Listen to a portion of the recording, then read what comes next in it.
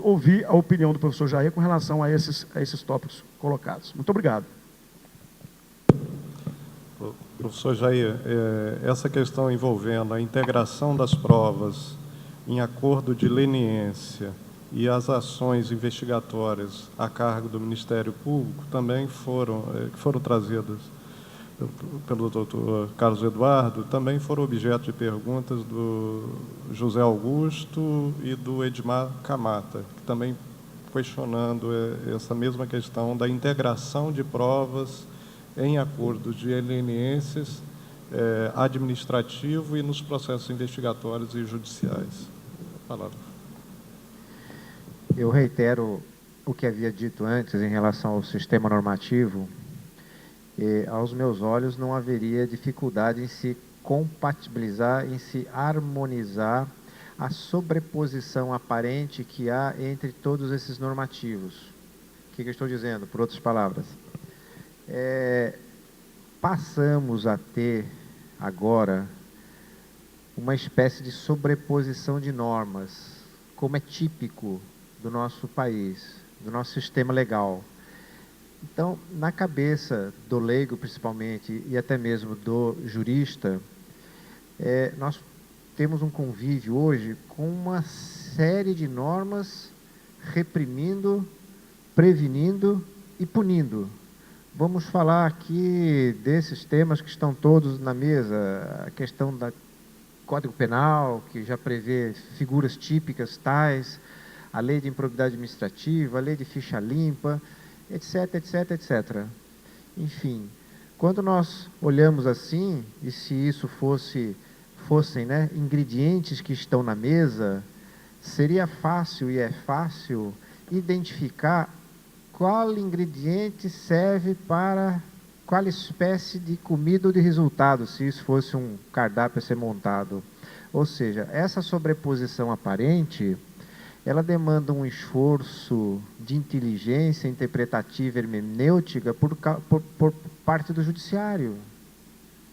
O sistema, ele pode muito bem se harmonizar, porque alguém tem dito sempre assim, mas o artigo 5º da lei anticorrupção empresarial, ela trata de tipos penais já previstos na legislação especial, por exemplo, licitação, artigo 90, 92 e tal. Aquilo tudo já está na lei penal, mas ninguém está falando de pena criminal. Não é aquilo. É outra coisa.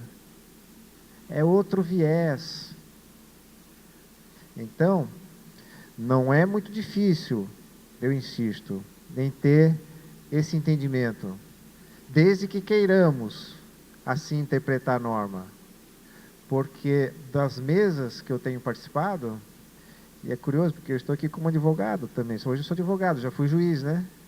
Já fui assessor legislativo, parlamentar, já participei de já sentei em vários lugares, mas na missão que hoje me coloca aqui, eu tento ser professor sem estar contaminado por sentimentos A ou B.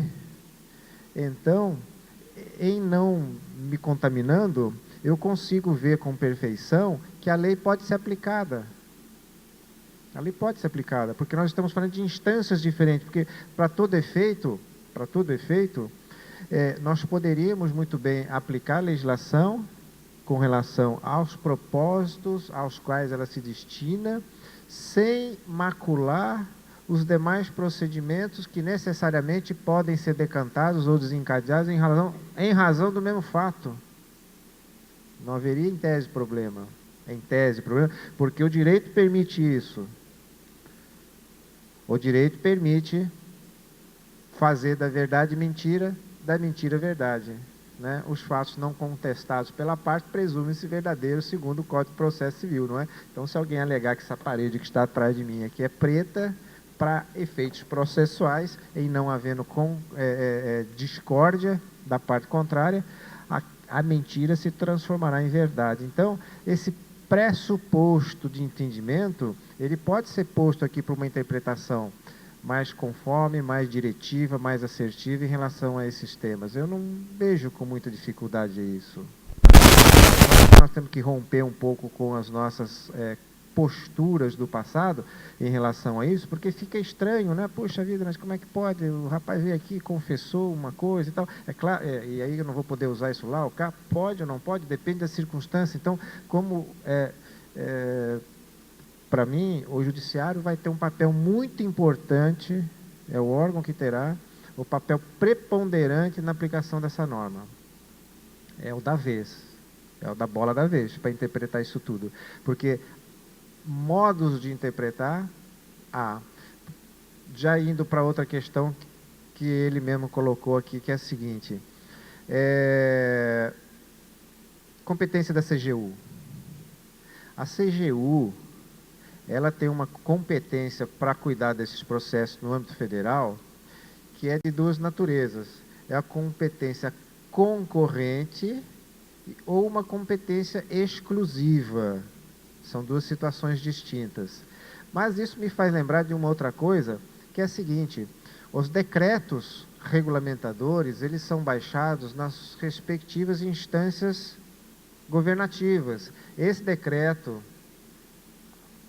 8420 da semana passada, 8420 de 18 de março, ele é um decreto federal. Eu lhes mostrei aqui os decretos de alguns estados. Se os municípios assim entenderem por bem, deverão editar seus próprios regulamentos.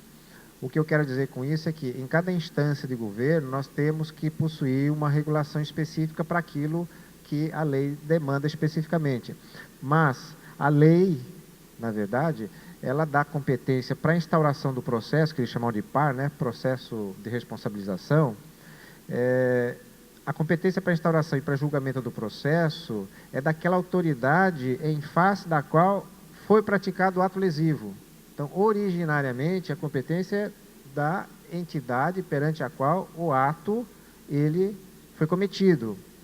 Só que na instância federal, criaram no artigo 13 essa situação, vamos dizer assim, curiosa, onde a Contraloria Geral da União, ela teve do governo federal, e só naquela instância assim, a concorrente até podia ter, não tinha problema. Tem a competência concorrente porque às vezes o responsável não faz, como recentemente aconteceu, eu não conheço o processo, estou falando aqui como cidadão.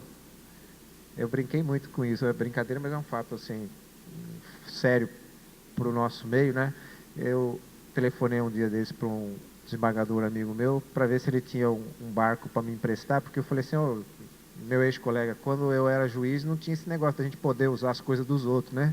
E parece que tem gente aí que apreende bem e está usando, né? Aí ele deu risada, falou, é uma vergonha, etc., aquela coisa assim. Então, a notícia que eu tive é que foi o CNJ que tomou providências em relação àquele magistrado, que foi flagrado com o veículo lá no Rio de Janeiro. A informação que eu tive, segundo o noticiário, é que foi o CNJ, e não o órgão originariamente ou hierarquicamente competente, que depois instaurou. Mas aqui se daria a mesma situação. Então, pode ser que o órgão originariamente competente não tome a providência e, claro, concorrentemente, a Controladoria Geral poderia ter essa posição de ir lá e chamar o processo para si e instaurar. Mas o problema que eu vejo é que o decreto federal diz assim, que a CGU pode avocar para ela os processos, aí que eu vi um pouco de problema, porque imagine lá, o órgão federal aqui, da esquina, está tomando as providências, tem a sua comissão, tem o seu regulamento bem entendido, está entendendo os fatos, sabe exatamente o que vai fazer. Daqui a pouco Brasília diz assim, mande processo para cá, está avocado. Isso realmente é um pouco preocupante, né? Porque diz assim, né, a CGU tem competência, então, para no âmbito do Executivo Federal, avocar os processos que forem instaurados para exame, sua regularidade, aplicando, aí ela passa a ser ela, a CGU, a competente para aplicar a penalidade. Bem, isso se resolveu assim no âmbito federal. Não significa que os órgãos estaduais têm que seguir essa mesma linha. Não é? Se isso for, por exemplo, uma má prática, o que eu quero dizer é que os estados e os municípios não têm que seguir esse mesmo caminho, que se discipline por regulamento da forma como bem entenderem. Não é? Bem, houve uma pergunta aqui de um participante e a resposta é sim. o artigo 1º da lei determina o alcance para sociedades empresárias. Perfeito. E aí o participante pergunta, e eu até já amplifico, ele diz, a sociedade de um só, né, que hoje está previsto no código, né, o EIRELI, sim, também, está na mesma linha de fogo da lei, né, a sociedade empresária individual, essa sim, assim como também o MEI, o microempresário individual. O Edmar Camata, ele dá uma informação adicional que serve até para atualizar o seu slide, que o Espírito Santo tem um decreto que regulamenta, editado em dezembro do ano passado. Sim. E ele coloca, não, ele só coloca a existência do decreto. E ele questiona aqui a questão envolvendo a colisão, na verdade, a opinião sobre a existência de colisão entre o acordo de leniência e as declarações premiadas. Sim. Isso é o que nós falávamos agora, que a depender da postura interpretativa que se adote dentro do processo e do caso concreto, é possível que uma coisa não contamine a outra, em tese, né? Está se falando aqui sobre punição, sanção. A Flávia fez uma pergunta assim, quais os destaques da lei anticorrupção no tocante à prevenção?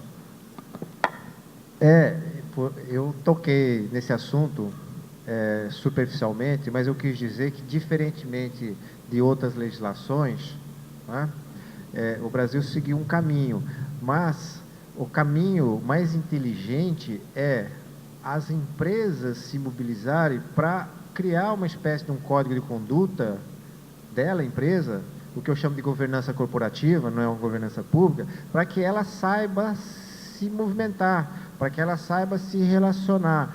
Tanto que, na própria legislação, na parte que fala de sanção,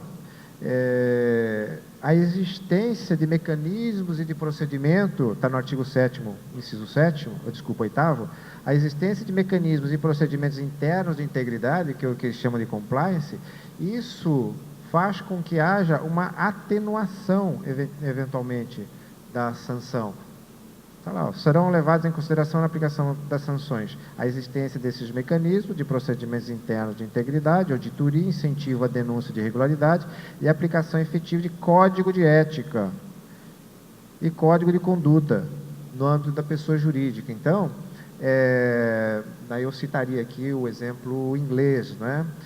O Ministério da Justiça na Inglaterra, ele, ao invés de, vamos dizer assim, empurrar a aplicação da norma, que é de 2010, via governo, ele tem um foco específico nas empresas. Então, as empresas é que têm sido alertadas, façam assim, não façam assado. Se alguém tiver interesse em conhecer esses guias, por exemplo, ficam os guias britânicos, né, que tem para isso. Empresa, se comporte assim, não faça dessa forma, crie seu código interno de conduta, quem que é o seu diretor, quem que é o seu subalterno, qual que é o seu tipo de relacionamento com o governo, crie mecanismos, né, de integridade interna, bote seu código de conduta, porque se nós temos deficiência no Brasil em relação aos mecanismos empresariais, então a gente tem inclusive várias regras para o governo, né? Aliás, esses dias um rapaz assim, vamos dizer, um rapaz bem intencionado, ele me contou um fato que se passou lá em Brasília, porque ele falou que recebeu uma descompostura lá de um servidor federal, e aí eu até falei para ele, olha, o servidor é quem está errado, porque o rapaz, ele quis presentear o servidor público federal, me disse ele assim, que ele é um empresário, ele quis dar uma caneta e uma agenda para o servidor público federal, e talvez fosse sexta-feira, 17h30, véspera de Jogo do Brasil, e o sujeito estava bravo, porque ele falou assim, sobe com esse negócio daqui, você está querendo me corromper? Ele falou, não, isso é só um brinde. E aí o funcionário público disse para ele assim, não, eu não posso receber, estou proibido de receber isso. E aí o rapaz me contou isso, eu falei, não, então ele quer da esfera federal, porque na esfera federal há uma diferença entre brinde e presente. presente não pode dar, brinde pode. Então, a conduta do servidor público federal, que eu falo pelo federal, né, e o governamental, via de regra, é bem normatizada, né, já tem esse impacto. Agora, sobrevindo essa legislação, dirigindo-se para a empresa, é o setor empresarial que deveria criar esses códigos de condutas para a empresa, como tem feito o governo britânico desde 2010, né, incentivando muito. Aliás, esse é um assunto que tem que levar para o SEBRAE, sabe? Temos que levar esse assunto para o SEBRAE, para que o SEBRAE também pulverize isso para as suas micro e pequenas empresas, porque a lei não faz distinção se a empresa é grande, se é uma indústria, se é um comércio, se é um prestador de serviço, todo aquele que tem o relacionamento com o governo, né, está, em tese, sujeito às sanções da lei. Mas, de qualquer forma, resumindo, a verdade, então, essa pergunta foi muito bem posta. A lei incentiva isso, mas deveria incentivar mais, devia exigir mais, devia, vamos dizer assim, olha, o problema é mais seu do que do governo, porque o governo já tem regra suficiente. Então, essa lei, por ser uma lei XYZ empresarial, ela tem que ser discutida e muito no setor empresarial, para que o setor empresarial tome as providências necessárias ao não cometimento de infrações previstas na própria legislação. Esse é o grande foco. E a lei prevê isso exatamente. Ó. Serão levados em consideração na aplicação das sanções a existência de mecanismos